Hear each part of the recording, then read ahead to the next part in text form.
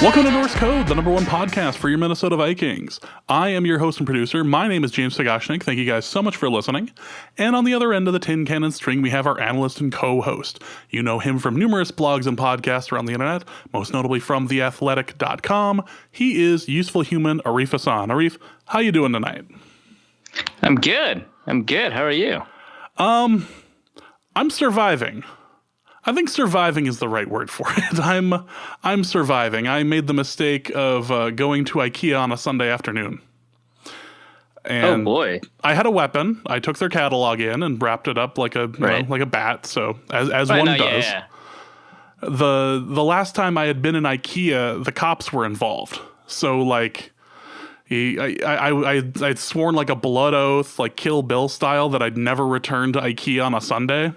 And I had to break that this weekend, and no cops were called, no angry Canadians were involved, but it was still rough. I left with all my fingers and toes, but barely. How does it feel to sort of violate your own bond? I don't feel like Beatrix Kiddo. Like it would have been better if I would have gone on some like bloody satisfaction like rage thing by the end of it. Because what had happened the first time was some Canadian who was behind us in the habit trail that is IKEA. This would have been 10, 12 years ago. He kept hitting me with his cart, and finally I had just said, "Dude, can you please stop hitting me with your damn cart?"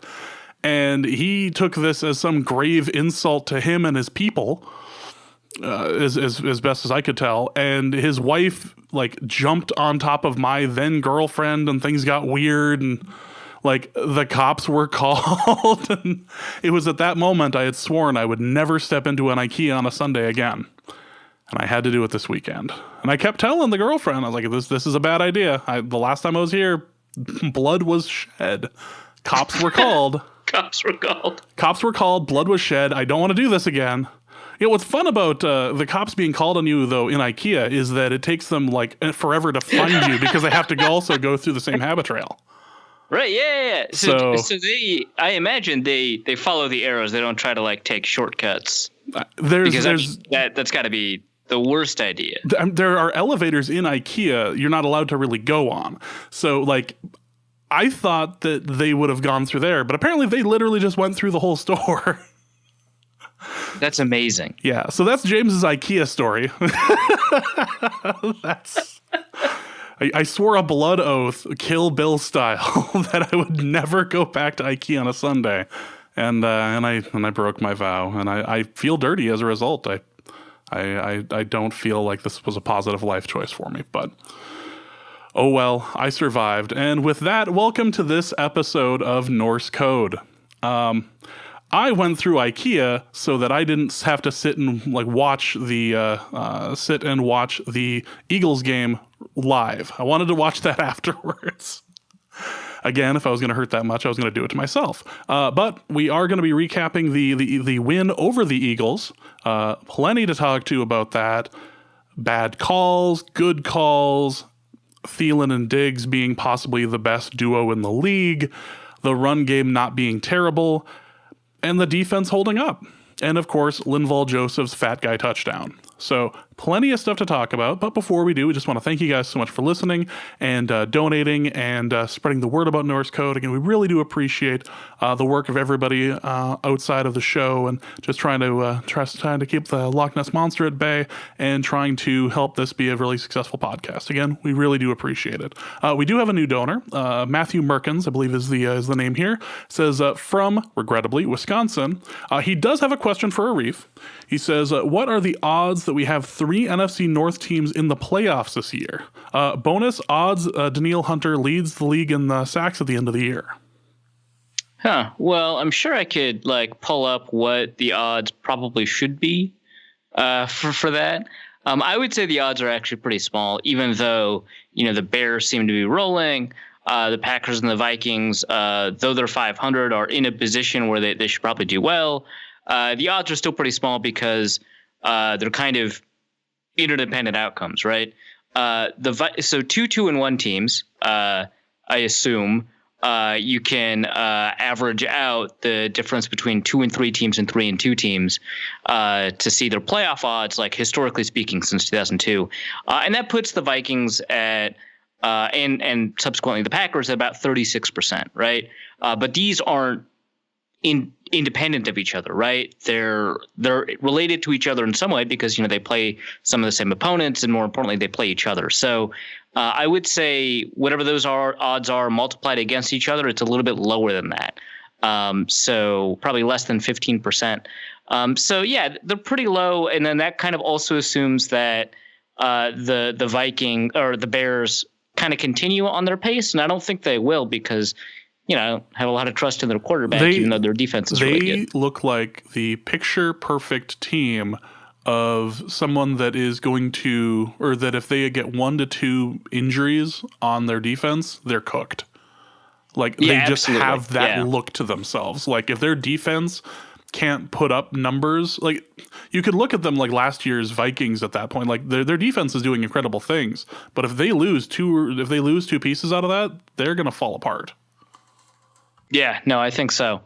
And I think their quarterback is going to kind of fall back to it. I mean, because he put up like 6 touchdowns against the Bucs.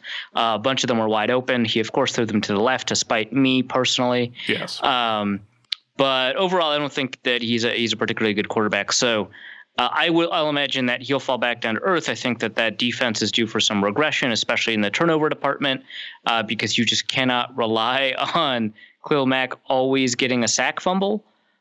So, there's that. So, I would say that with the Bears' odds of making it are something like 60% for an average team with their record. And I think they're lower than that. And it's like part of the same kind of interdependent odds. And so, whatever 15% of 60 is, it's a little lower than that. Those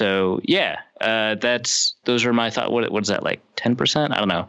It's not good. It's about 10%. Yeah. So 10% odds of all 3 teams, just mathing it out, of making it to the playoffs. And then, for Danielle Hunter, I don't know, let's say really high, 65%. That's pretty incredible. Yeah, it's not a bad year for Danielle Hunter anyway.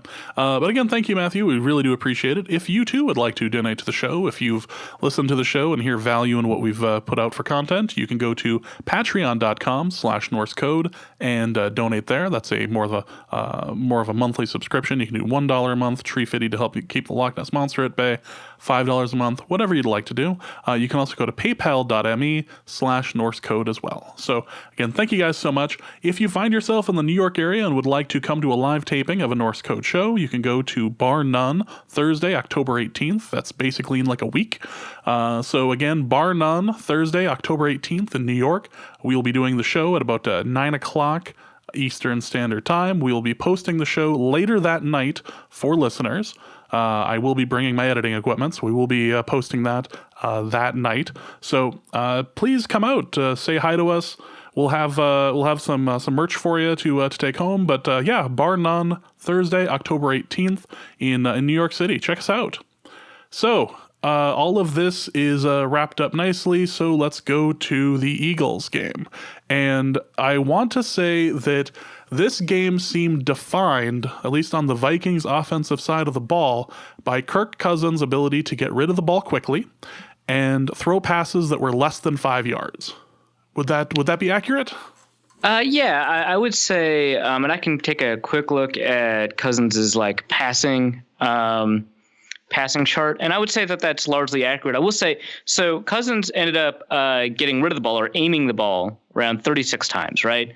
And so he did have 4 attempts over 20 yards, which is not bad out of 37 attempts. One of those attempts was batted, so.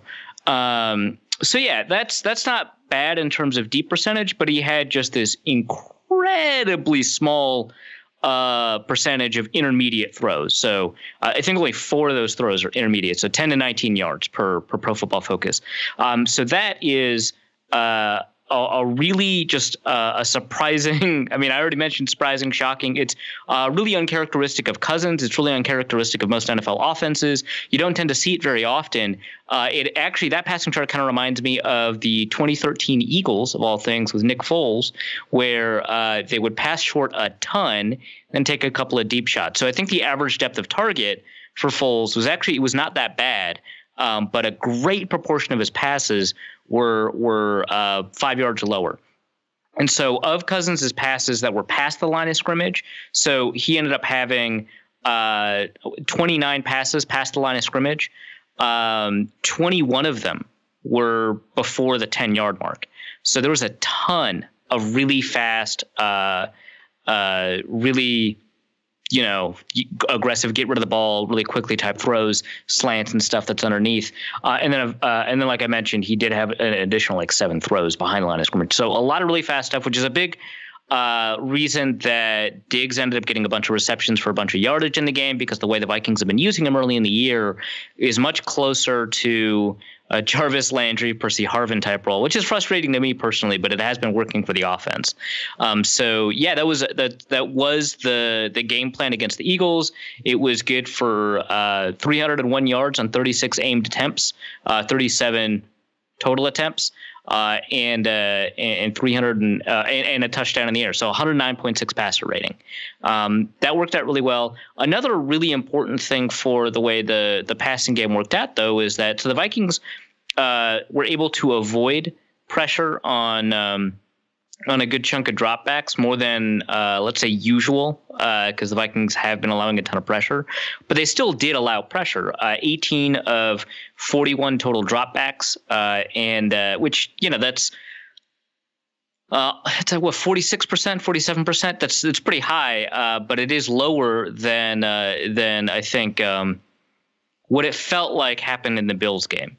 So they were able to do that, but most importantly, Cousins was able to perform really, really well under pressure. There were about, I want to say 3 or 4 passes where Cousins took a big risk and it really paid off. And I think for another quarterback, you could probably expect not as great of a result, but also with another set of receivers, you would also not expect that great of a result. It was kind of an interesting combination of a risk-taking style that in most situations wouldn't work out. But because of the talent of Cousins and because of the talent of the receivers that he was throwing to, he was able to complete the passes, haul it in, and get some really good completions out of it. So, a really, really great performance from Cousins. I think maybe the only performance where we could say for basically 4 quarters he put it all together.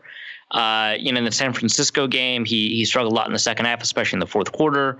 And that game ended up being a lot closer than you would have thought because of that.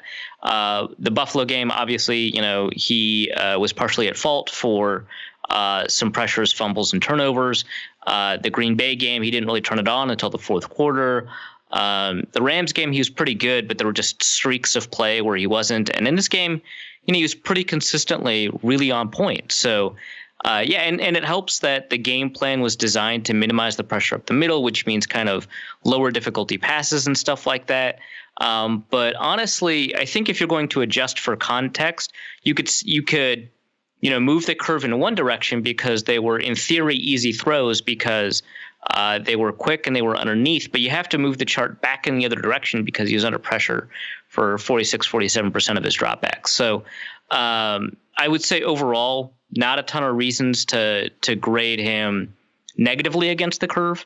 And even though, he's up against kind of weaker corners with a game plan designed to attack those corners in short spaces, I'd say he came away with a really positive overall showing. So really good job by him. And then, of course, also a really good job by Thielen and Diggs. Yeah, Thielen and Diggs were everywhere. Actually, just before taping, I rewatched the condensed version of the game just to kind of get a feel of it again. And every other catch was Thielen or Diggs. And it's begging the question, are they the best combo for wide receivers in football? Yeah, I think we've gotten to the point. How many coming out parties can Thielen have? We Right, asked this yeah. question of Diggs last year. Thielen's had like 5 now. Right. I think we're at the point where most of the NFL watching audience has maybe accepted that the Vikings have the best receiver duo in the league. There's obviously this debate that was had a couple weeks ago about the best receiver trio because for some reason, the Rams came up. Very good trio, not in the conversation though. And the question is, would you rather have the Diggs-Thielen duo versus say whatever the best trio is, right? Let's assume it's not the Rams for a second. Let's say, it's Antonio Brown, Juju Smith-Schuster, James Washington, or Julio, Calvin Ridley, Mohamed Sanu, which I think is probably in the lead of the running for that right now, or whatever, right?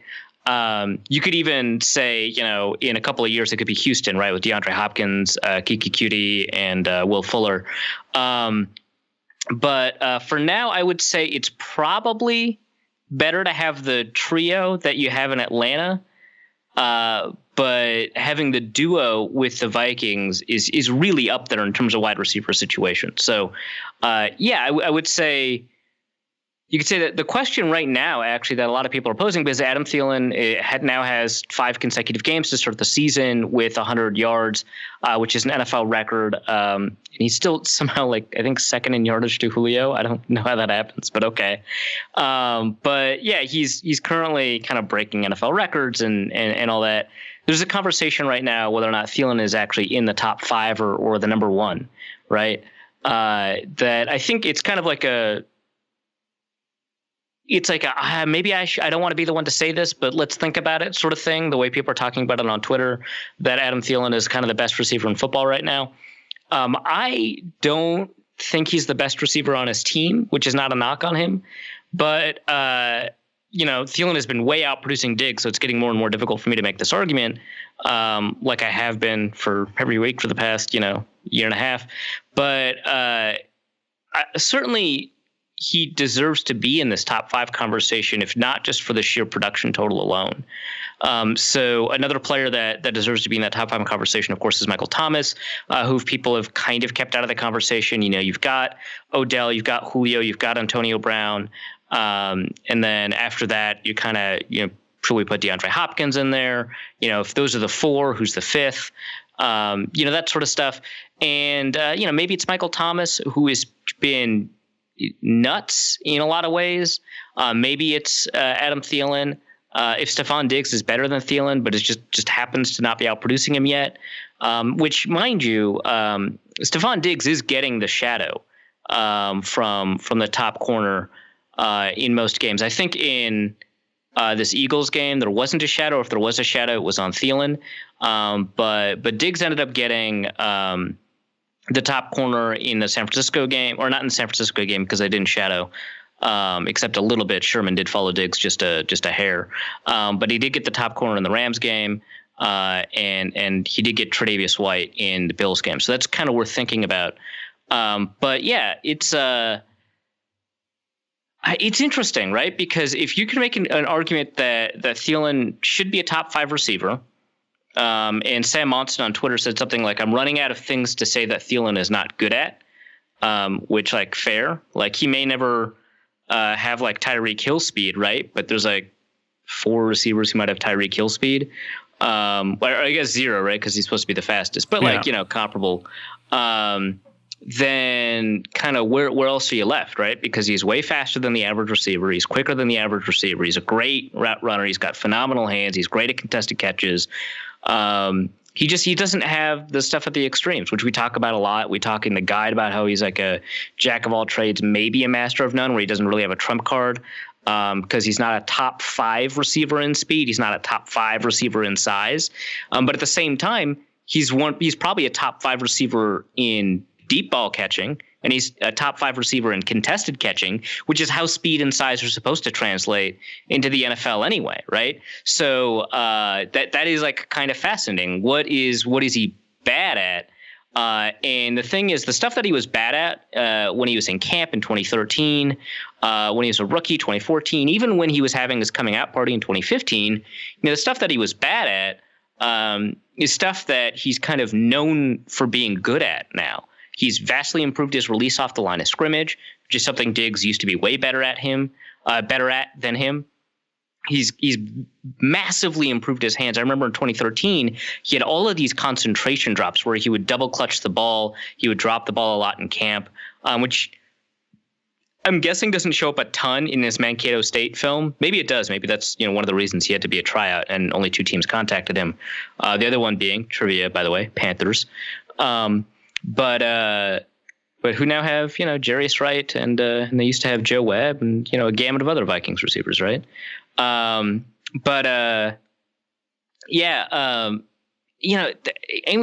his route running was a little rough too, and you can't really say that about him. He's got better agility scores than Diggs, but I would say on the field, Diggs is probably kind of more explosive out of his break. But yeah, it's tough to say that so and so is a better receiver than Adam Thielen because of this. You could say Antonio Brown is a better receiver because he's a better route runner, which is you're comparing a 0.5th percentile to a first percentile receiver, right? In terms of route running, not a ton of receivers with better hands. You could say Julio is kind of more physically gifted for all the good it does him. Both of them, by the way, have struggled to get into the end zone. Thielen has maybe resolved that this year. He's got 3 touchdowns. Diggs also has 3 touchdowns. Julio still is waiting for one. But for the most part, Julio's kind of struggled to get into the end zone, and Thielen's kind of struggled to get into the end zone in terms of his yards. But yeah, it's an interesting conversation to have, and I'm kind of interested to see how this goes forward. If Diggs' usage pattern will change, if it doesn't change, how it changes the conversation around Thielen and Diggs, and if it's worth kind of changing Diggs' usage pattern for the team, even if it's individually maybe not as good for Diggs. And he's the one they paid. Yeah, I mean, because Thielen, bad contract timing. Clearly, this is going to be one of those situations where a Brinks truck is going to end up having to find its way to Thielen's house this year, I think.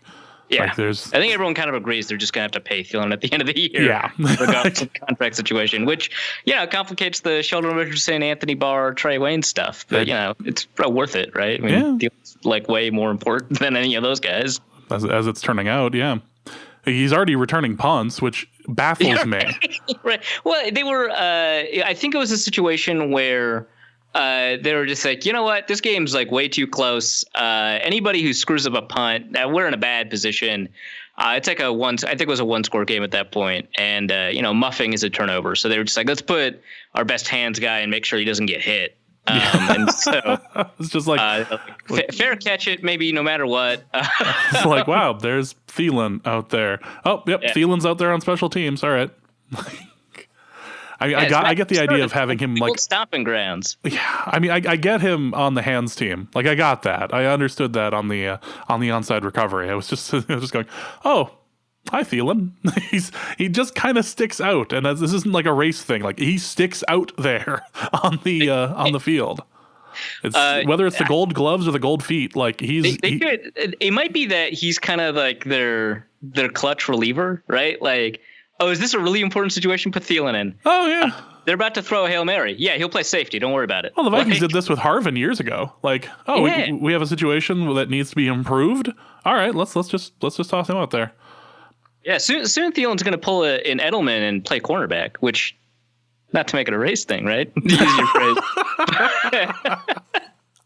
What's the saying? I don't mean to sound overtly racist here, and then whatever's afterwards is obviously going to be overtly racist. But no, it's just he sticks out there, and they just stick him into every sort of situation they can, much like our new corner, much like our rookie corner.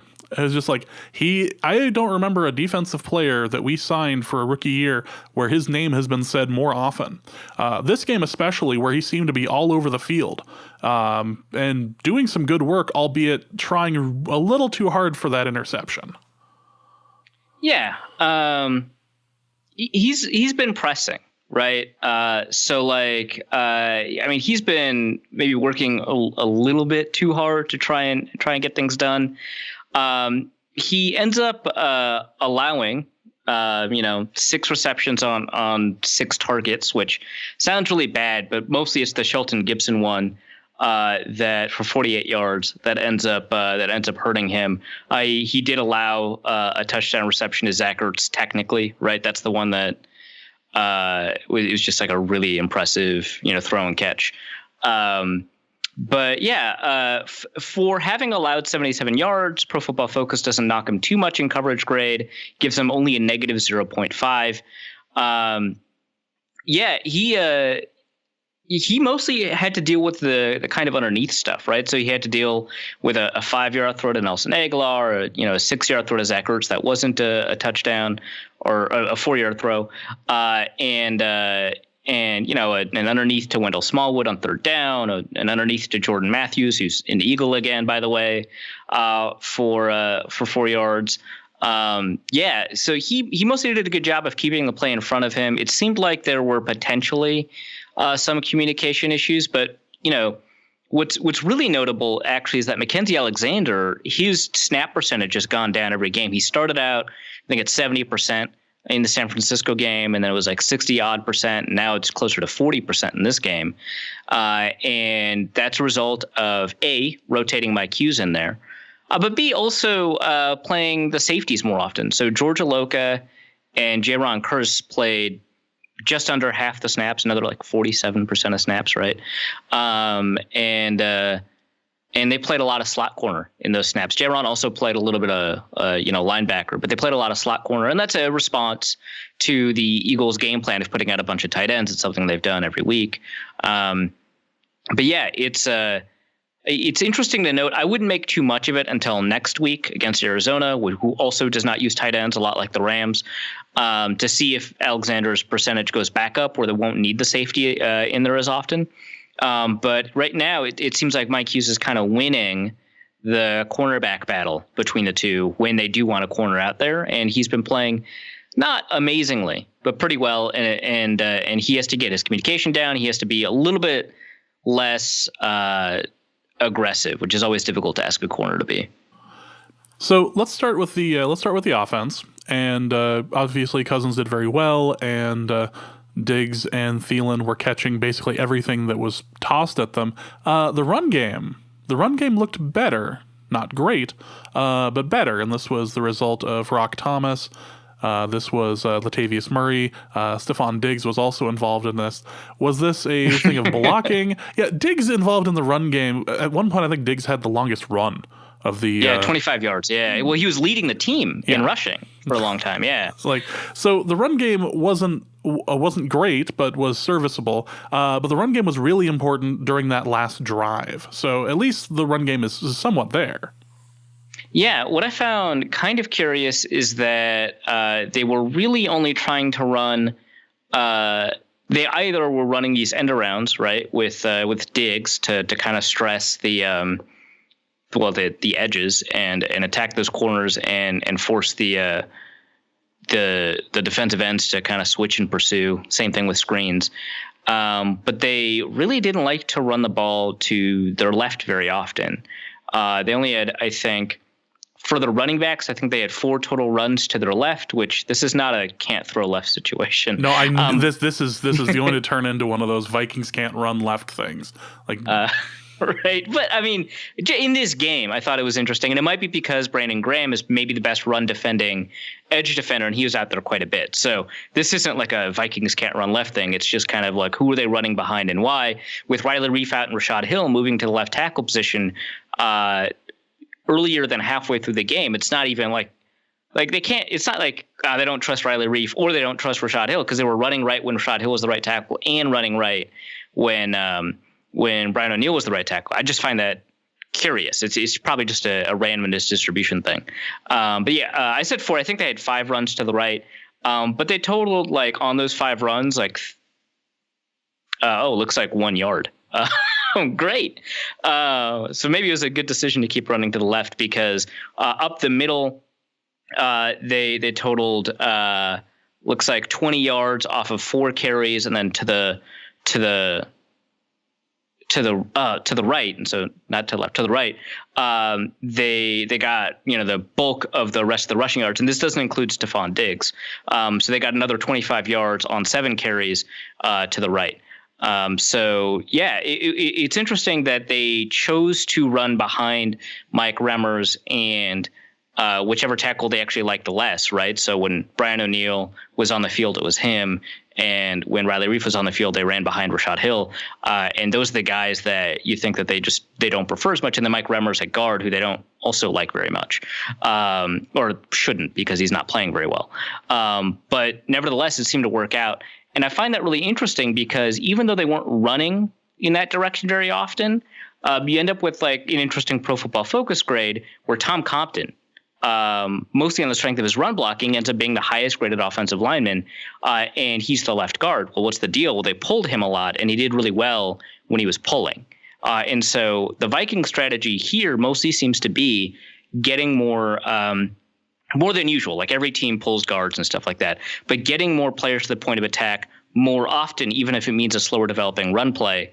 And I'm not going to say it like necessarily worked, right? Because like your characterization is correct. They ran better, right? They didn't run like well, they ran better. But yeah, I mean, if you just take a look at, Latavius Murray averaged 3.8, Rock Thomas only averaged 1.4, and Mike Boone only averaged, 1 because he only had one run for a yard. But they ran better, especially when they were pulling that guard. And so, which, Tom Compton. And so they may have found kind of the area where they kind of want to focus on in the run game. Now, if it had been Dalvin Cook instead of Latavius Murray, that would have been really nice because Cook is doing a better job after contact than Murray is. Not by a ton, which is a credit to Murray. But like Cook is like third in the league in elusiveness rating, right? He's forced a ton of missed tackles. He's doing a bunch after contact. For much of the season, he had more yards after contact than he had, official rushing yards from the line of scrimmage. So they probably could have gotten a little bit more done. But the run game is like there now. We'll talk later in the show about, if that's meaningful at all. But, it's better to be good at a thing than bad at it. So there you go. I want that to analysis. I want that to be the show title so bad. That is wisdom you can only get from the #1 podcast for your Minnesota Vikings. Norse Code. That's right up there. Please donate to our Patreon. That's right up there with, theoretically, if we hadn't lost those, we would have won them. Yeah, you can't win games in the National Football League by losing. Very Trent Dilfer. So true. That was a dill for dime right there. Let's before we talk about the kicker, let's talk defense. We did get to Carson Wentz, albeit not as often as the team would like, and it looked like he was just trying to pick apart. He was just trying to pick apart our rookie corner. But what happened to Xavier Rhodes out there? Like he seems off this year. And I think we mentioned it previously last week, but he just seems off this year.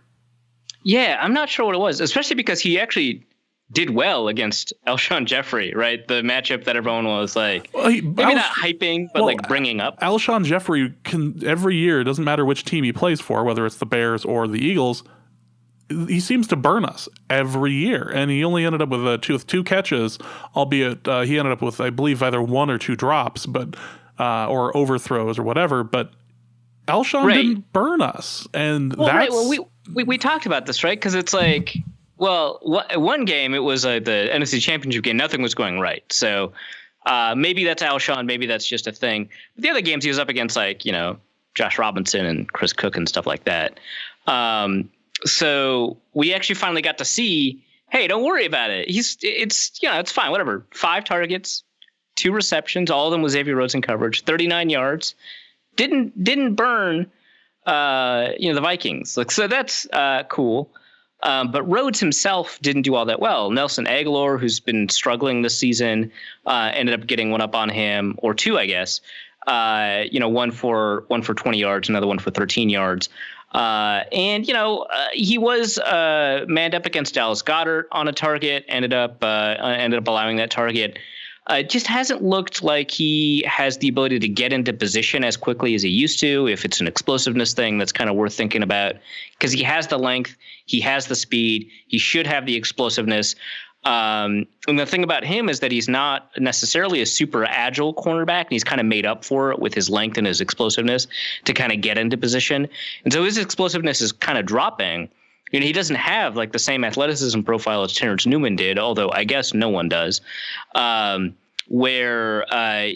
Newman is just a really great all-around athlete, phenomenal quickness, excellent speed. I think he ran a 4.37 coming out, and he had like this incredible 3-cone and short shuttle. He had really good explosion scores. He was good in a lot of ways.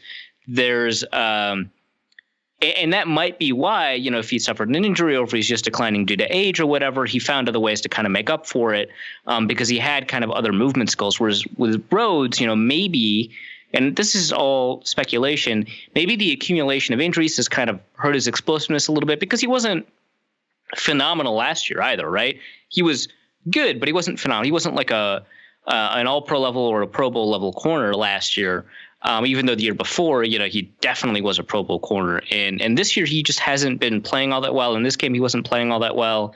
I'm not going to say he's like washed or anything like that, because we should probably give him more time before we kind of make a judgment. But yeah, he wasn't really playing up to speed, and I'm not sure kind of what the cause of that is. I will say that this is the only game I can remember him playing in like a season and a half where he didn't limp to the sidelines with an injury. Did I miss that, or? No, I guess he didn't have the latitude, right? Because Trey Waynes was already injured, so he just had to. He had to bear that one out. Yeah. I suppose the next thing we should talk about is Linval Joseph. Being Linval, being very hungry, and having a wonderful touchdown, a wonderful moment on the sidelines with his sunglasses on and his oxygen mask. Dude did some running out there. Yeah, no, he did a lot. So fumble aside, which we'll talk about that in a second. Fumble aside, he ended up getting credit from Pro Football Focus for a sack. He ended up also getting credit for a hurry. He was kind of back into the form. Last week, we got a question, what happened? Is he still there and we're just not noticing because he's a nose tackle, or is he kind of dropped off? And I mentioned that, maybe he has dropped off. He's kind of back to his previous form, right? Because, as a nose tackle, you're not expected to get that many pressures. He got a couple of pressures, including on a sack. He ended up showing back up in the run game, a bunch of stops in the run game, didn't get moved off his spot. Really great stuff from him. And then, also, he did get torched in coverage once. Yes. We should point that out. Him in coverage, not a good idea. Let's avoid that from here on out. But aside from that, he ran 18.2 miles per hour at his top speed in his I guess it's a fumble recovery, not an interception. He really wanted it to be an interception. He was talking to somebody else who works for the Vikings a couple years ago, actually, about, one of the things I really want to do is get an interception return for a touchdown. I really want an interception return for a touchdown. Mentioned it to them last year too.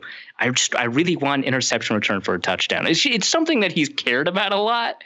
He wants a touchdown. He wants a long touchdown. He mentioned this a couple of times to that person, that he wants a long touchdown. And they couldn't bear to tell him, okay, well, it's not an interception, it's a fumble, but you got the long touchdown, right?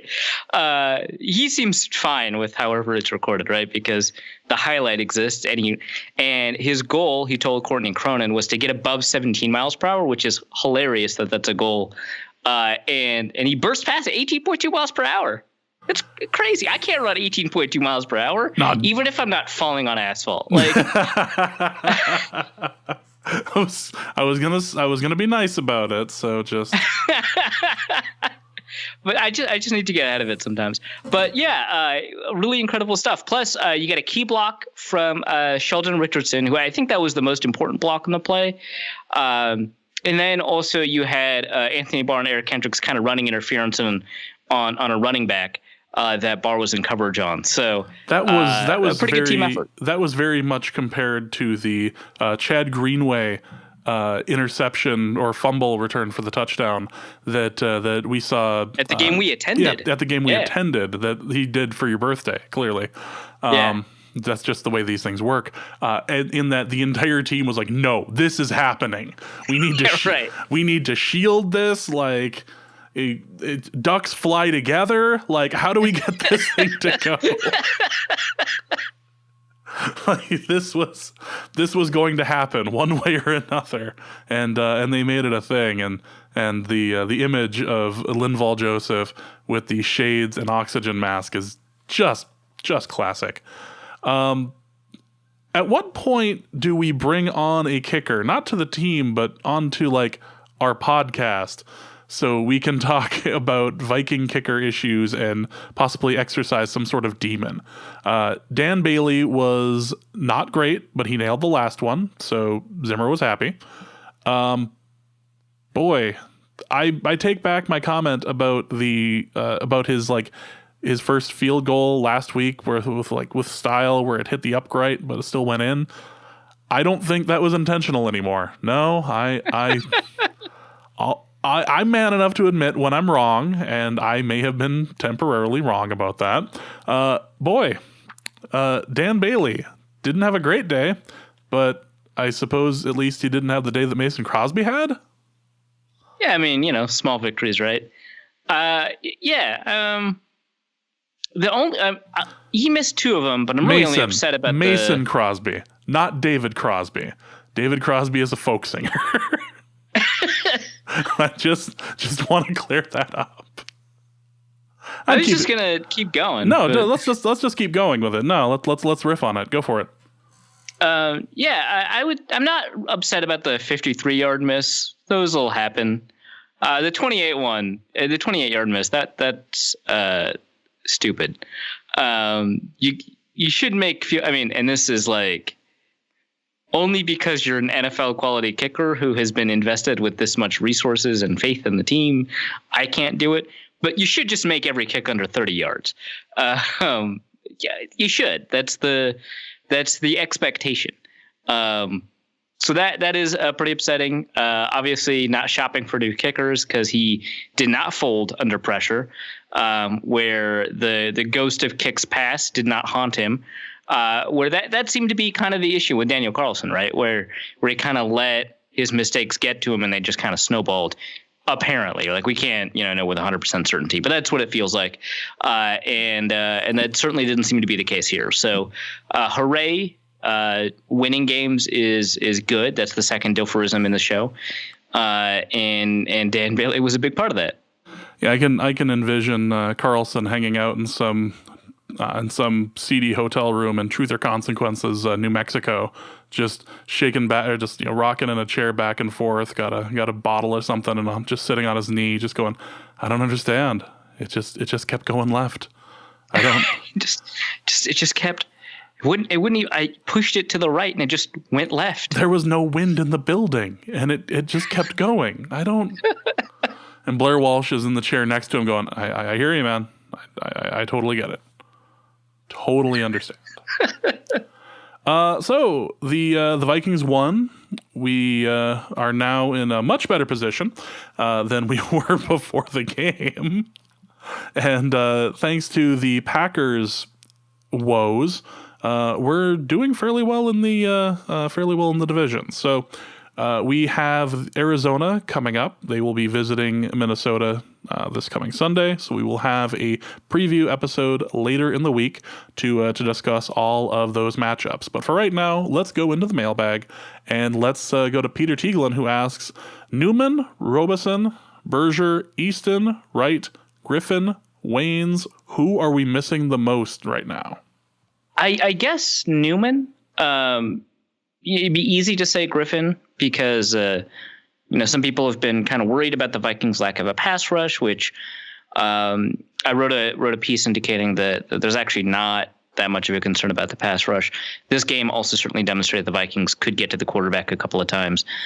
I would say Newman for a couple of reasons. The first is that the biggest issues for the Vikings thus far this season seem to have been related to miscommunications, and in particular miscommunications between the nickel corner and the linebacker. And if Newman is the nickel corner, that feels like it's a lot less likely to happen Obviously, he's a coach on the sideline, so he has the ability to kind of discuss things after the fact, but that hasn't really resolved all of the potential miscommunication. So that's one. Two, I guess pass rushers are less important than cornerbacks. I don't know. That's a finding that Eric Eager found in running, this incredibly large study about positional importance and your ability to kind of just pull players out and put them back into lineups and still be able to predict with a great amount of accuracy kind of the point spread. That kind of study ends up revealing kind of which positions matter a lot, and cornerback tends to matter actually even more than pass rushers do. So from positional importance perspective, that seems to be the thing. And I feel like the depth at corner, every year I think we talk about the depth at cornerback. Either, it's not there, or recently, we're very happy with the depth at cornerback. And it kind of always feels like a false bottom. It's actually not that deep. So the cornerback situation, I think you've got a situation where you've got a bunch of corners that are a lot better than most backup cornerbacks around the league. But one of them is forced to start every week, right? So I guess it would be Newman. Other than that, obviously missing Berger's kind of a pretty big deal, but they would still have an issue at one of the guard spots, and they would still kind of allow pressure. They'd still have an issue at tackle. They'd still allow pressure. Maybe Berger, but if I go back to the positional importance thing, it's not close, and quarterbacks can kind of control that pressure a lot more, and you can game plan around it a lot more. So I guess Newman. Paul Allen asks, thought on the prevent defense on Philly's final drive. Didn't want to cover it in the review. I wanted to wait for this question. That was there's a difference between just giving them just the offense will take what it can get, or the defense takes what it can get. But this was just like Philly was at the buffet for that drive. Yeah, so the idea, of course, was to drain the clock so that any comeback opportunity, should they have succeeded on an onside kick, wouldn't have enough time. And Philly was out of timeouts, right? I understand the thought process behind it. I think they started that drive with under 2 minutes with no timeouts, and the Vikings successfully drained them of 40 seconds or something like that, which that doesn't feel like enough, does it? So that's the thinking. And I get it. And to some extent, for the purposes of their thinking, it kind of accomplished that goal. That said, I actually think it was a poor strategy, and there's a couple of ways that you can think about it. The first, of course, is kind of this old hat, why don't you do what got you there in the first place? Which I understand. I think that you need to be a little bit safer than that, but not so quote unquote safe that you end up going to this huge prevent where you've got 4 safeties deep and a bunch of corners on the sidelines and stuff like that. I do think that you should contest over the middle a lot more and just put them in difficult situations. You just have to understand that you can't let anybody get over the top. So in some sense, do what got you there. But I think also in another sense, if you force Wentz to hurry up his process with a better pass rush that doesn't have a prevent kind of tail end on it, then you can force, again, shorter throws or incompletions are good too, which sounds like another diphorism, but in the context of a drive that is under time pressure probably does need to be stated because incompletions stop the clock. But, force incompletions or force pressure that might force bad decisions or worse, and also somewhat likely scrambles. So I do think that it was a poor decision. And then the final way you can look at it is you could take a look at it like a game probability chart, which ESPN has for every game.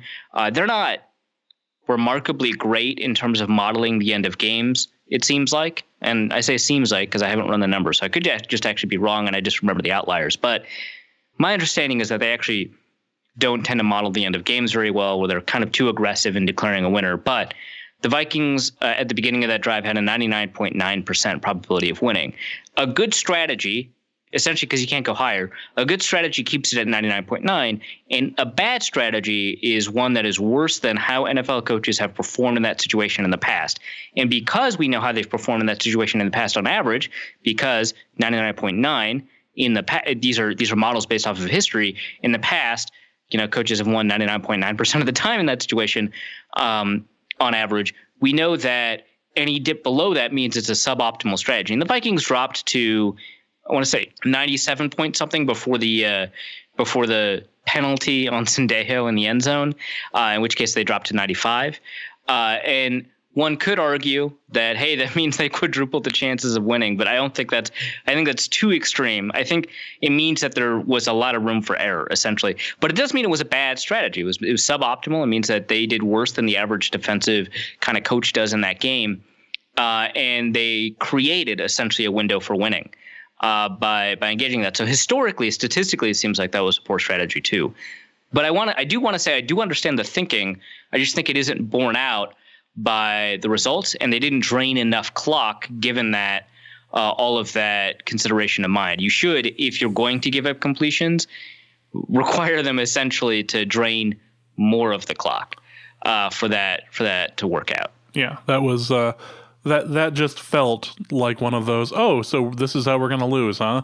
We're just going to give them 85 or just going to give them 80 yards here in like 5 plays. Oh, lovely. That and the moment that the ball bounced off of Thielen, like, oh, come on.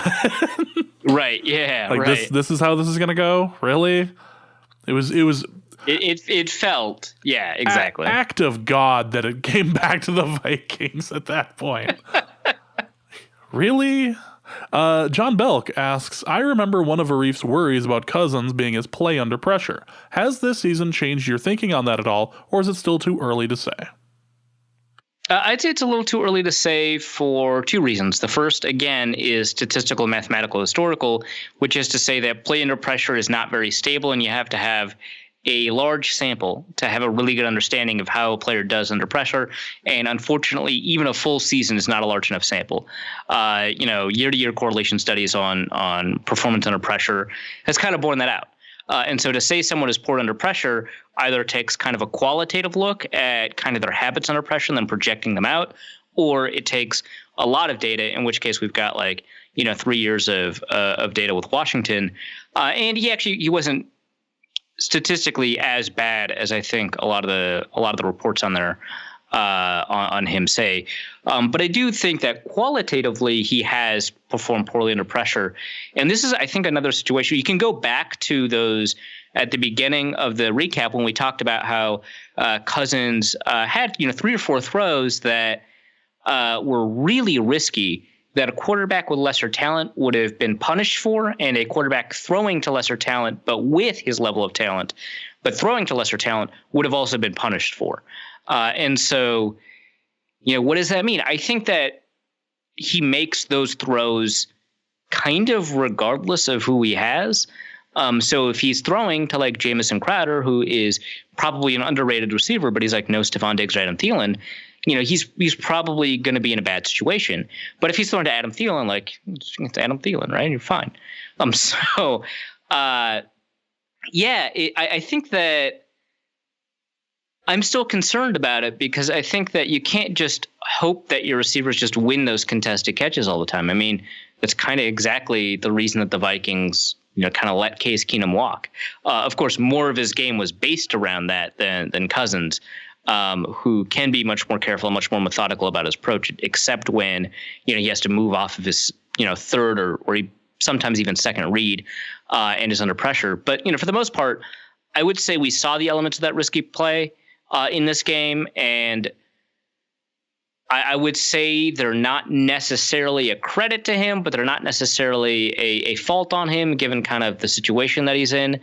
But he did kind of suffer in other games under pressure too. So that did kind of show up. The bigger concern that has borne out mostly has been situational football for him. But under pressure, he's played a lot better than I think the concerns I had coming into the season about him were. Joe Justice asks, if we had lost this game, let's say we missed the last field goal, do you think we released Dan Bailey? No. And I think the reason is, who the hell are you going to get? You going to get Kai for it? You're going to just apologize to Kai, ask him to come back? Get like a Teddy Graham or whatever that gets advertised on TV around 2 weeks or 1 week before Valentine's Day? Can you imagine like scrambling a week before Valentine's Day for a teddygram? Like, do you still have any left? How much is it going to cost for shipping for 12 hours from now? Right, exactly. When I was in college, when I was in college, I betrayed the trust of my girlfriend. This will go well. I didn't cheat on her. No. I just I told her I was going to do something on Halloween, which is a very important day for her. And I totally forgot that I had committed to go to a debate tournament instead. And it's the Harvard tournament. So I was like, oh, this is super important. I should just do that. And so she was like upset, and fairly so. I told her I would do something on a day that was really important to her. And so in the van ride, which why are we in a van? We're going to Harvard. But in the van ride, I'm like calling as many flower delivery agencies as I could. I was like, do you deliver flowers? And they're like, it's Halloween. And I was like, no, I know. Can you do it today? And all of them said no. And my debate partner at the time turns to me and says, well, why don't you just like send her some money and she could buy flowers herself? And I was like, man, you idiot. And that's the worst. Speaking as someone who has found himself in relatively every possible romantic situation, let me just say that's the one thought I've never had. Why don't you just PayPal her some money? Flowers are like between $35 and $50. Why don't Cub buy yourself something nice? Honey, I left a gift card out for Cub. It's sitting on the table. Please use that for flowers and not for, something that you will use to cook and kill me. I'm just trying to imagine what he thought the girlfriend's reaction to the card would be. Like, oh, that's so nice. Thank you for the money for flowers. Right. Yeah, right. Cool. And the thing is, this is before Venmo, is before you could get instant transfer on PayPal. So I would have had to tell her, okay, buy the flowers, and then the money will hit your account in 5 days. So just tell me how much it cost. It's not even she gets the money beforehand. Honey, I want you to go out and get the flowers. Send me a picture text of the receipt so I know how much it was, and I will reimburse you for the flowers for yourself. Huh? Yeah, so it turns out even the most committed of those flower delivery companies do not do same day delivery, at least on Halloween. That late in the day, probably. Yeah, that's hilarious. The second reason you don't let go of Dan Bailey is because while rookie kickers are scary bets, the best bet in terms of buying low in football might be veteran kickers who are down on their luck, who have a strong career, which is why the Packers held on to Mason Crosby in 2012 when he was missing tons of kicks and ruining the Norse Code Fantasy League. They stuck with him, and this is back when the extra points were freebies, right? They stuck with him, and he turned out to continue to produce for the next up until 2018. So I guess 6 years. Or 5 years, I guess. If you get the yips every 5 years, that's still a pretty good, Yeah. And so, and he's old now, right? So he's clearly or at least he looks old. He's clearly, had a great career despite the hiccup. And it's the same thing with Dan Bailey. So, no, I don't think he released Dan Bailey for those couple of reasons. First, I don't know what options are better, but second, historically, this actually turns out pretty well. Which I guess don't tell Vikings fans about history and kicking, but still, Yeah, it's not a conversation anybody really wants to have. Alex Goebel asks, is the short passing game being used as an extension of the run game a sustainable method for long-term success, or is it drastic improvement in run blocking crucial for legitimate hopes of contending in the Super Bowl this year? That's interesting. I would say it is likely sustainable. Again, we can talk about, kind of rushing's relationship to winning. But I do think that what we saw in the Philadelphia game is kind of an aberration. I think that because of how superior that pass rush was and how inferior those corners were, you ended up having a short passing game, not necessarily just to replace the running game, but also to replace the passing game. You could say that it is probably sustainable in the short run, like a 70% chance, or I guess it's like 80% if it's just a short pass. An 80% chance of like 5 yards is like way better than what you're normally going to get on a running play. While teams will kind of adapt to it and attempt to shut it down and stuff like that, what you essentially turn those short passing plays into are play action plays, where the short passes bring defenders in, and because it's already a passing play, you've already executed your play action, right? And you've got a deep defender who has the ability to take advantage of that. So I think for the most part it is sustainable, and we've seen coaches do that ever since Bill Walsh said exactly that, to replace the running game with a short passing game. And then as passing percentage has gone up, we've seen it happen more and more. And it seems like a perfectly fine executable strategy. As for the second part of the question, whether or not they need to improve run blocking, again, it's better to be good at things than bad at things. But that it's not like my priority. It is disappointing given how much they do want to run the ball, for them to have such poor run blocking. And so having the ability to do some damage in the running game would be great. But if I had to choose between like kind of where the area of emphasis should be, it would be on pass protection. That does need to improve pretty significantly. I would rather focus on those short passes and hope that pass protection under 2.5 seconds can hold up than attempt to try to recreate the running game. But I do think the state of the run blocking is a concern. It's just like not super high on my list. All right, so the next question is from Nathan Kellen, who asks, Arif has talked time and time again on the podcast about how he doesn't think rushing matters that much, even if he's bigger on rushing than the average analytics person. But I'm wondering what the evidence actually shows. As I've seen it in multiple places, the argument goes something like this. Good total rushing, i.e. not success rate, which analysis shows that people do not like, doesn't have any real positive correlation with team success. That's all well and good, but it seems convincing. But that leaves open the question of whether terrible total rushing positive leads to bad team success. So the question is, what is the best that a team that was, say, bottom 5 in total rushing has done for a season? This might shed some light on whether the numbers show that we should be worried about our running situation, independently of concerns about run success rate, O-line revolution due to number of pass blocking snaps, etc. I mean, in 2015, the New England Patriots were a bottom 5 team in total rushing, and they won the Super Bowl. So that's like the best. I mean, they went 12-4, so I guess they didn't go 13-3 or whatever. But like that's a pretty good best case scenario. Pretty good. It's Vikings fans will take it. Generally speaking, I mean, you do see teams with winning records who've been like kind of bottom 5 in rushing. Denver 2016, Detroit 2014, Detroit 2017, so last year. The Giants in 2016, Arizona in 2014. I looked at every team that had fewer than 1,500 passing or rushing yards to see kind of what the relationship was. And this is with the caveat, of course, that teams rush when they're ahead.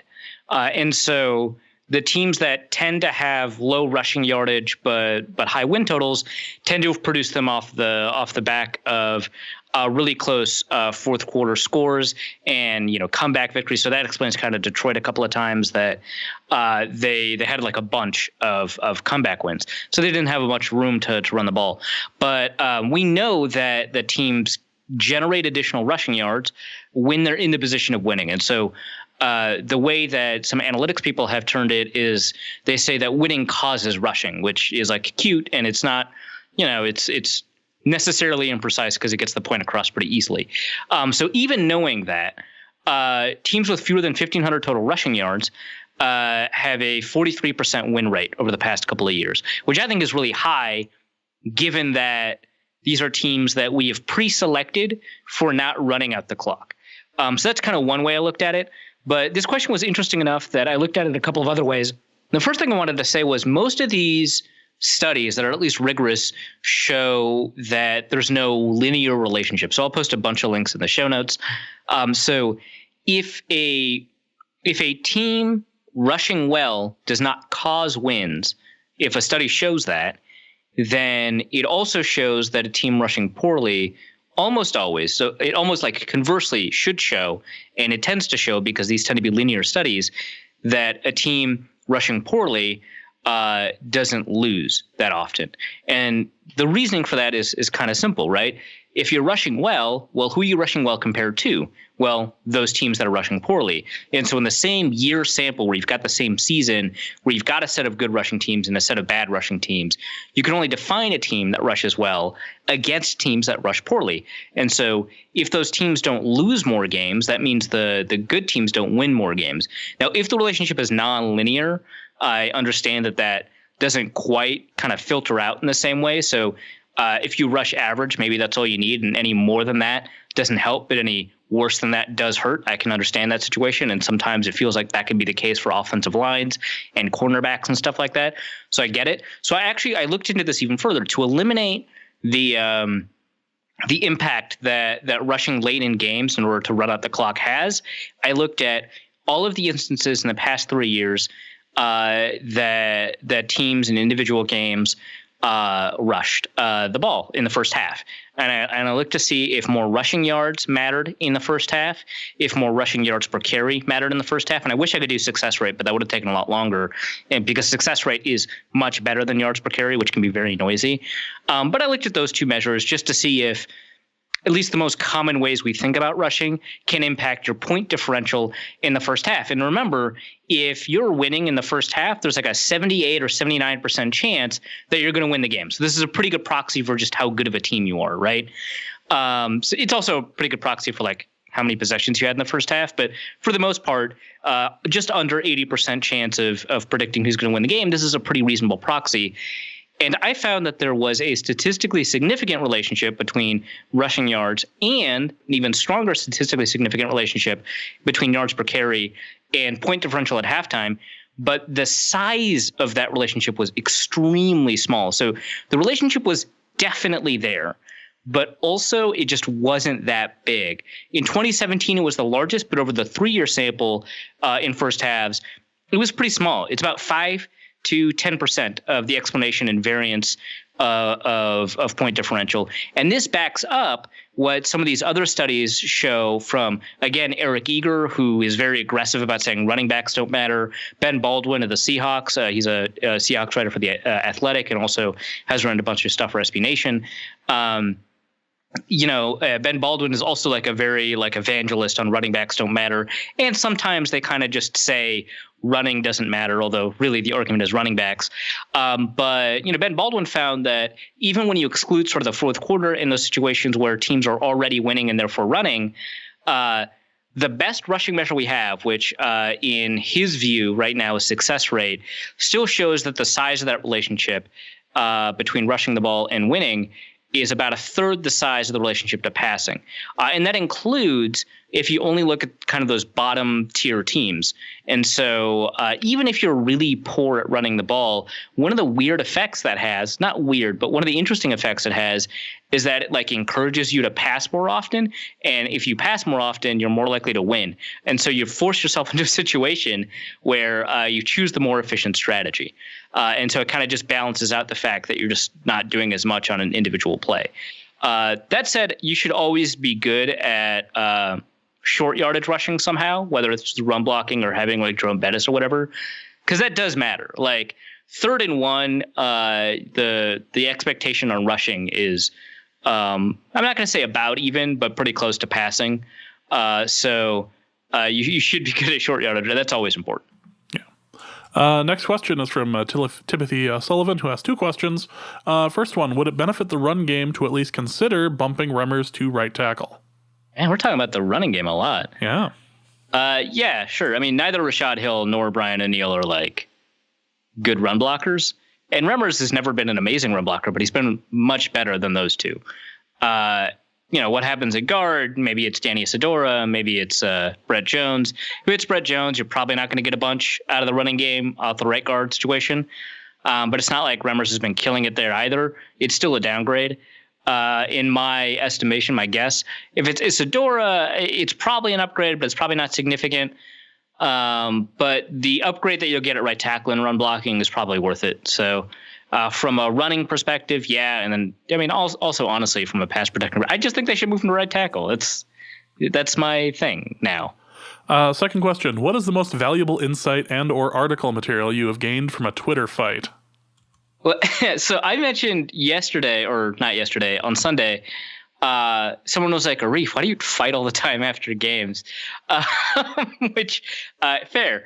I actually have written 4 articles or so this year, maybe 3, just based off of the Twitter fights I was having and the kind of research I had to do or the kind of double checking or the understanding I had to take in order to take the position that I took. And so, you know, if I'm like, you know, don't blame Anthony Barr too much, and then someone else brings up an argument, so I have to figure out if they're right or figure out if, you know, there's a different context to what they're bringing up. And eventually I accumulate like enough research that I've got enough fodder for an article. So I'll just write it and say, you know, Anthony Barr's actually not been that bad, right? And this happened right after this Sunday didn't even have like a bad game. He just had like the one penalty in the end zone at the end of the game, which dropped their winning percentage from 97% to like, or 97.5% to 95.7%, like less than 2%. But they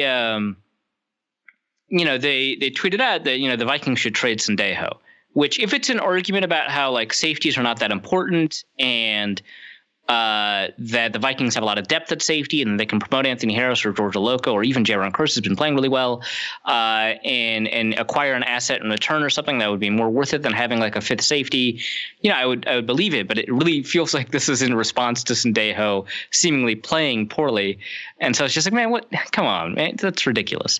And a bunch of people, a bunch of people, I should say, were like, yeah, that's absurd. Sendejo's been playing really well, especially the past 2 years. But like some people like went at it because, you know, if you agree with the tweet, you're going to like throw it a like, but you're not necessarily going to respond to it. But if you disagree with the tweet, you have to respond, right? There's no hate button, which don't do that, Twitter. But keep the haters and the hate button off of Twitter. Right. But people will respond. They'll be like, no, Sendejo's, you know, gives up a bunch of penalties and stuff like that. So someone asked me like, hey, why do you fight so often on Twitter? And I was like, well, I fight because that's who I am. But also it has this like benefit of like producing article fodder for me, which is great. And so that's kind of the background of this question. And it has to be, there's no other answer but the Chad Greenway is bad at football article. Yeah. Is absolutely the answer. Everything just leads back to it. It's the number 42 of this universe. Yeah, right. Exactly. It's the answer to every question. Yeah, pretty basically. Kenneth Allen asks, during the game, Arif replied to a tweet noting that he thinks Cousins' tendency to not step up in the pocket leads to a higher fumble rate. Interestingly, I don't think you cited that when diving into his fumble problem in an earlier Q&A. Do you have any more analysis?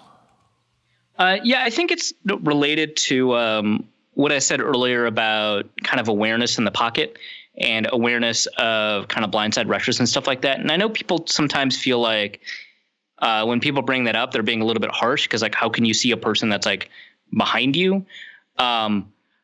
But like some quarterbacks can. So the ones that can't are at a disadvantage. Like it's like, yeah, I probably would also be boned in that situation. You're right. But like we're comparing him to like the other quarterbacks that are in the league that, you know, give marginal advantages, and they have a really good feel for kind of how much space they have in the pocket and how much they should move up and stuff like that. And Cousins doesn't. So I've mentioned something like that in the past. It is related to this fumble problem, but it's specifically, you know, when you detail it out, it's he doesn't step up against edge pressure. And I know when I said that, someone responded with, yeah, but he'd be stepping up into Fletcher Cox, which like A, fair, I guess, but B, it's still like better than fumbling. So, you should step up into space, and it's not like, especially in those plays that you know have been isolated, it's still there's still like space available. It's not as if Cox is taking up the entirety of the rest of the pocket, although sometimes he is, not in these specific instances. So he's not stepping up into space and stuff like that. So it's kind of related to the earlier issues I've had with him, just the general awareness within the pocket and the presence. Like the thing is, some people talk about pocket presence and it's a poorly defined term. So they'll talk about it as if it's poise, right? Where they're willing to take a hit to make the throw as opposed to turtle or lean back against the hit, try and absorb the blow and take power off the ball. And Cousins absolutely has that. He absolutely takes hits and can step into throws if that means it's going to hurt him. He absolutely has poise, right? So when I'm talking about pocket presence, I specifically mean his ability to kind of sense his surroundings and respond appropriately to them. And often he doesn't sense the edge, and that can lead to those fumbles. So it's the flip side of an earlier thing I said. How do you feel Ioka and Curse did, both in general and in comparison to one another? Aloka only had like 7 snaps. I think all of them were in coverage. I'm not sure. When I looked at them, they looked good. I asked PFF kind of to split them out for me. I was like, hey, I sent them an email. Hey, can you tell me, how often was Curse lined up at slot corner? How often was he lined up at strong safety or linebacker? And same for Aloka. And they said Aloka was lined up at slot corner 7 out of 7 times, which, sometimes you're playing slot corner, but sometimes you're playing strong safety. It sounds like for the most part he's playing nickel. And he did well in coverage. From what I could tell, he wasn't targeted, not enough to kind of like, quote unquote, receive a grade. He did all right. Curse, I thought, has done really remarkably well in coverage. Both Aloka and Curse were tasked with covering tight ends when they were in coverage, but sometimes both of them had an opportunity to cover a receiver. And Curse did pretty well. The thing is, Curse did really poorly in terms of his run fits. I know that John Foreman, who's like a frequent tweeter at me, and also occasionally writes questions into the show, mentioned that Curse was doing a poor job with run fits. PFF mentioned to me that he got blown off of his blocks on the run game. And for the most part, like that matches my observations, that he didn't do as hot in the run game. But yeah, for the most part, I'm pretty pleasantly surprised with what both of them are offering in that package where they're on the field. Next question is going to be from Purr, who says, does Compton deserve his excellent PFF grades? Well, he's like usually pretty good in space, which is nice. I don't think that he's that great when he has to deal with quick pressure. He's better run blocking than he is pass blocking, although he didn't really give up that many pressures in this game, kind of despite who he's up against. So that's, for this game, that's a good mark on him. But I think for the most part, it's built off of his ability to kind of move around and get to the point of attack, which is where I think he's getting a lot of his like good grading from. And I think the rest of it, he's kind of suffering. And so the Vikings, to their credit, are putting him in situations where he can perform better as a run blocker, but also will be put in situations where they kind of have to rely on him to do certain things that he can't do. So I would say that his overall quality as a player is significantly lower than his PFF grade, but there's a reason it's a little bit higher than a lot of us expected, including me. And that's because the Vikings are putting him in the kind of the isolated situations where he does do well. It's kind of like it's like if Matt Khalil was a run blocker, right? So like Khalil was a phenomenal screen blocker. Every year he was with the Vikings. Like there's not a year that he was poor at blocking screens. Obviously, he had most of his years he was really poor in pass protection, and a lot of his years he was really poor in run blocking. And you kind of expect it to be the other way around, where you would say, he just sucked in run blocking the whole time. But occasionally he would do well in pass protection. But it was really the other way around. He ended up doing a little bit better in the run game as time went on. Compton is kind of the same way, where if you let him move and pick a target, he's great. Kind of everything else, you could leave it. Thomas Armstrong asks, would Vikings Twitter / the world implode if Zim was shown the door and JDF became our new head coach? Yeah, what? Come on, man. why are we talking about this? That's ridiculous. I mean, it's not your fault, James. No, let's just blame it on the guy who collects the Twitter stuff. Right, yeah, no, I realized that it sounded like I was like, why, James, why did you bring this up? No, why are people talking about this? Like, stop. Zimmer is a really great head coach who has some very clear and by now familiar flaws to Vikings fans. And so the fact that we can kind of like identify these flaws makes it easier for us to say, wow, he's not that great. And it's like, I mean, he took like this abysmal team, right? It's 3-13 team. And like now they're expected to make the friggin' playoffs every year, and they just turned the game around. Like, come on, man. Jesus. Yeah, obviously our heads would explode. It's like a version of when Tampa Bay fired. Was it Mike Smith? No, Mike Smith's the Falcons guy. Different NFC South team. Tampa Bay fired somebody. Lovie It wasn't Smith. Lovie. No, I don't think it was Lovie. It was whoever they had when Dirk Ketter was the offensive coordinator. And then they fired the head coach just so they could hire Dirk Ketter as the head coach from the offensive coordinator job because they didn't want to lose him. And that went so well. Yeah, right. Which, like, it'd be like that, except if that coach was, like, good. Like, if they fired, like, Mike Tomlin to get Dirk Ketter, you'd be like, well, that's weird, but I get it. This would be a weirder version of that. Like, Zimmer has raised the team above expectations. They're doing really well. They've just corrected this like series of mistakes that they made just because of a bad start to the season. Like we're like blank. Like the head coach's job is more than like whatever side of the ball he comes from. Like, yeah, Zimmer calls plays on defense, and yeah, the defense kind of has been underperforming this year. But also like the team is good, and he's the head coach. And sometimes the analysis doesn't need to go deeper than that. Like, I think a lot of owners can make mistakes when they fire the head coach of a good team because they think that the coach is incapable of taking them over the hump. But I think Marty Schottenheimer is a great example of that with the Chargers. And so like Marvin Lewis obviously is a counterexample. But like, I think that's a case where we've got some really good evidence that his coordinators are the reason that he was good. Whereas here with the Vikings, I mean, like, we know why the offense is good. Like, obviously DiFilippo is contributing in a big way, but also like Cousins statistically has had some really good years when he's got a good receiving core and a good supporting cast. And like, surprise, he's got a pretty good supporting cast aside from the offensive line. DiFilippo is doing his best, and he's doing a really good job of kind of accelerating what Cousins can do.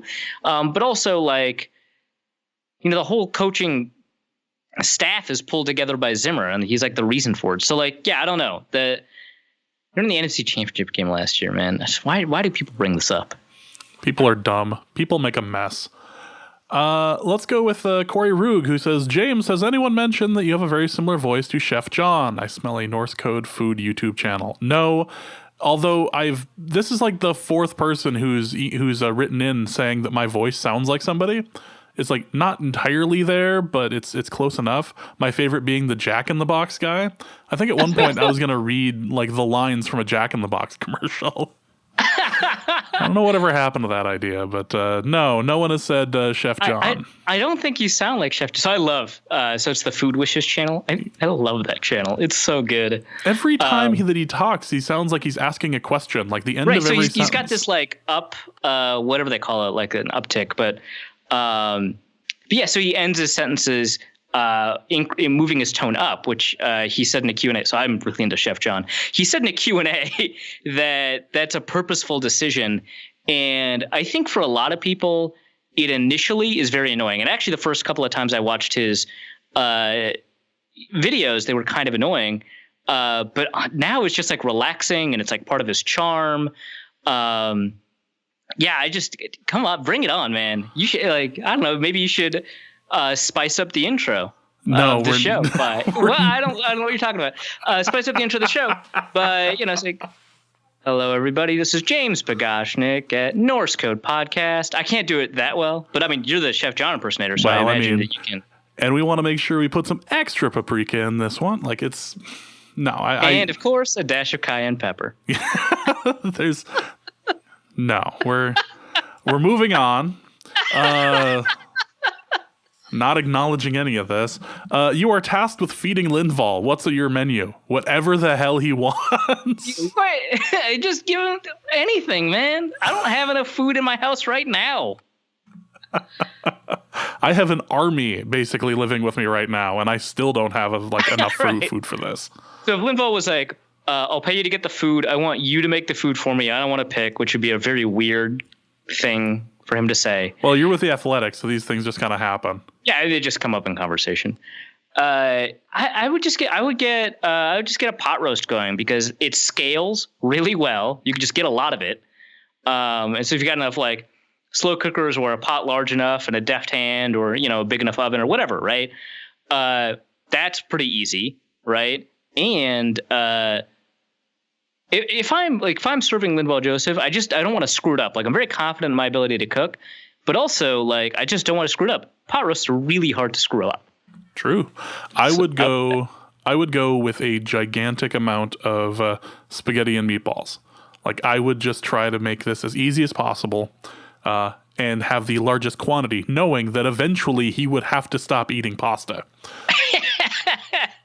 Like eventually or breadsticks. I'll put the breadsticks out there too, because the breadsticks where they get you. So right. You have that, all of that starch in there will eventually cause him to fill up to the point of not being able to continue. I just like the idea of you bringing this enormous plate of spaghetti and just being like, carb up, my dude. Gotta gain more. I gotta get the energy. Like a whole stock pot just full of pasta, just put down on a trough. All right. See you in a couple hours. Microwave's over there if you need it. Fantastic. We're going to go to Don from Ohio, who has a long question for you, but important. He says, I have a long question for you, Arif. Arif has discovered a decades-long money laundering / illegal gambling / prostitution ring at NDSU. This would negate all NDSU championships and would close their football program for good. Arif is about to print the story when he is approached by several NDSU backers who are willing to pay him $3 million in cash not to print the story and make it go away for good.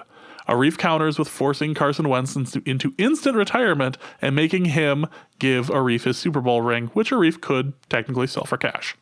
NDSU counteroffers with $5 million in cash. What does Arif do? Does he take the $5 million? Does he force Carson Wentz to retire? Or does Arif say F you to NDSU, runs the story, takes the NDSU football down for good, and drinks NDSU alums' tears like Eric Thompson? Okay, so the obvious answer is to take the money and print the story. Because what are they going to do? Sue me? What? You can't, man. It's like that time Eric Dickerson took the Trans Am from Oklahoma and then or from whoever, and then committed to SMU. What are they gonna do? What are they gonna do? Ask for it back? You're right. That ship sailed. The boosters' money is already spent. Right. It's difficult to ask for money back from a transaction that's illegal. Am I scared of a North Dakota mafia? No. So. That's the obvious answer. It's also a cop-out, but I'm just telling you, that's the answer. $4 million, force Carson Wentz to retire, take the ring, keep it, obviously. Not give it to Putin accidentally? Right, yeah, right, exactly. Print the story. Carson Wentz might be forced to reconsider, right? So that's the only part where he can kind of renege on the deal. But I still have his ring. And that's why I'm not selling it, because A, I've got $5 million, but B, or I guess 4, but B, if I sell it, at some point it could wind its way back to him. So yeah, that's kind of ideal. What scenario would I do otherwise? Well, I'm on air, so the correct response is I would print the story. I have to think about it. So I assume if I print the story, this is great for my career as a writer. So I'd probably get a pay increase anyway, which I don't need a ton of money. If I can see the only team I actually hate go away, I don't know, man. That might be worth $1 million to somebody. Boy, so that's about as comfortable as sleeping on that giant pile, or laying down on the giant pile of money in Breaking Bad. I just got to do it.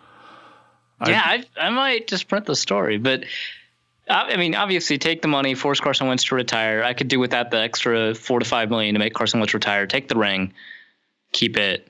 run the story, see how Carson responds. There is this amazing episode of Crime and Sports where a guy was so broke after doing drugs or whatever that he had to pawn his, I believe it was Super Bowl ring, and he put it in the pawn shop, and like later they found the guy who was that owned the ring, and they were trying to negotiate with him, and they were trying to get like hundreds and thousands of dollars off of this guy, like a couple of years after the fact.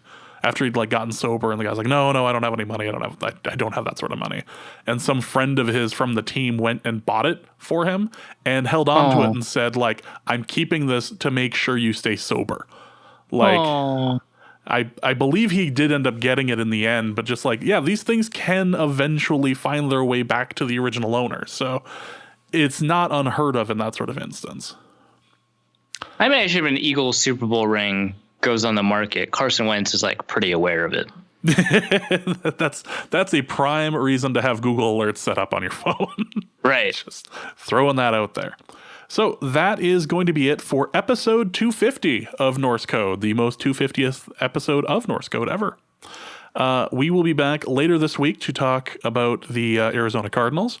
We will be back a little bit later this week to talk about that. So please catch us there. If you have enjoyed the show, you can go to patreon.com/NorseCode, or you can go to paypal.me/NorseCode and become a contributor there.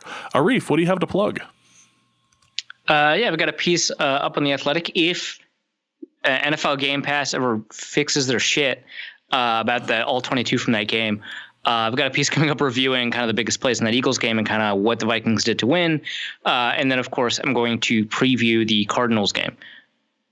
Yeah, it's been fun watching NFL Twitter go nuts about the Vikings, Eagles, all 22 stuff. Like, it couldn't have made it a more random order of files if they tried. Yeah, it's absurd. What is happening? What is this? I don't even. So for Arif, my name is James. Thank you guys so much for listening, and please remember to tweet that, even if it is a work in progress. And we will see you later this week. Norse Code is the largest and only division of Norse Code LLC.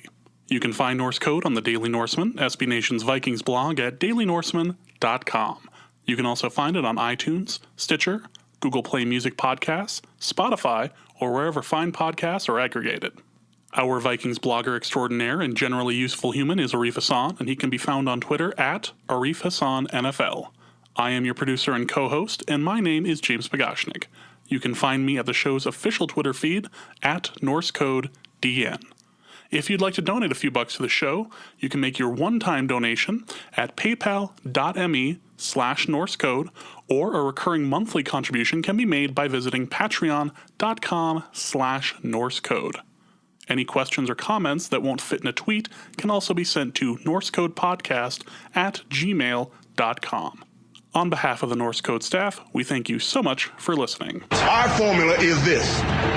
We go out, we hit people in the mouth.